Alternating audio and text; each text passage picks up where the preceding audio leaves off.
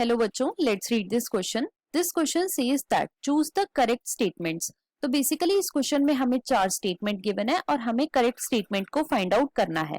Statement A given is organ rejection is due to antibody mediated immunity. Statement B given is cortisol can be used prior to organ transplantation to prevent graft rejection. Statement C given is organ transplant from monozygotic twin has high success rate.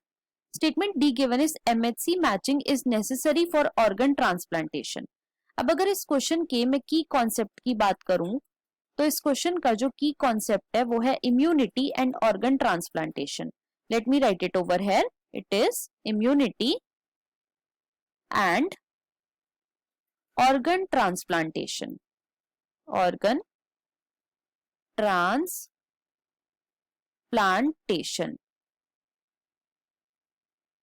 अब बच्चों एक एक करके हम अपनी सारी statements को check करेंगे. सबसे पहले हम बात करेंगे स्टेटमेंट ए के बारे में.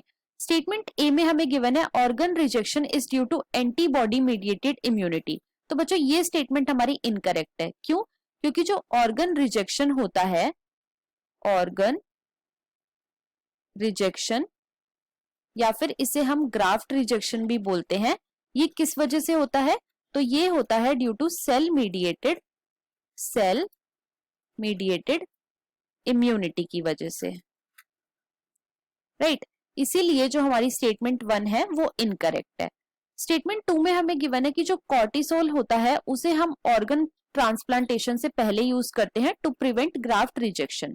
सो ये स्टेटमेंट हमारी बिल्कुल ट्रू है. क्यों बच्चों? क्योंकि जो कॉर्टिसोल है ये क्या है? ये एक ग्लूकोकॉर्टिकॉइड है. It is a glucocorticoid. और ग्लूकोकॉर्टिकॉइड्स क्या करते हैं? तो ये इम्यून रिस्पॉन्स को इनिबिट कर देते हैं. दे इनिबिट इम्यून रेस्पॉन्स,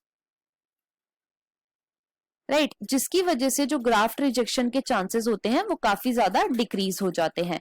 तो हमारी स्टेटमेंट 2 जो है वो बिल्कुल करेक्ट है.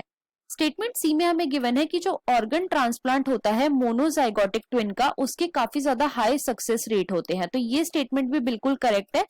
क्यों बच्चों? क्योंकि जो मोनोजाइगोटिक ट्विन्स होते हैं, मोनोजाइगोटिक ट्विन्स, तो सबसे पहले तो मोनोजाइगोटिक ट्विन्स होते क्या हैं? तो जब कभी भी स्पर्म और ओवा का फ्यूजन होता है तो बच्चों उससे बनता है जाइगोट. और अगर ये जाइगोट बीच में से स्प्लिट हो जाए तो उनसे जो ट्विन्स बनते हैं उन्हें हम बोलते हैं मोनोजाइगोटिक ट्विन्स. और ये जो ट्विन्स होते हैं बच्चों, इनकी बॉडी के ऑलमोस्ट सेल्स जो होते हैं वो सेम होते हैं. तो जब कभी भी इनके अंदर ऑर्गन ट्रांसप्लांटेशन होता है तो जो रिजेक्शन के रेट होते हैं वो काफी ज्यादा कम होते हैं और जो सक्सेस रेट है वो काफी ज्यादा हाई होता है. इसीलिए जो हमारी स्टेटमेंट सी है वो बिल्कुल करेक्ट है. फोर्थ में हमें गिवन है कि जो एमएचसी मैचिंग होती है वो नेसेसरी होती है फॉर ऑर्गन ट्रांसप्लांटेशन. तो सबसे पहले तो देखो एमएचसी होता क्या है. What is MHC? तो बच्चों एमएचसी की फुल फॉर्म है मेजर हिस्टोकॉम्पैटिबिलिटी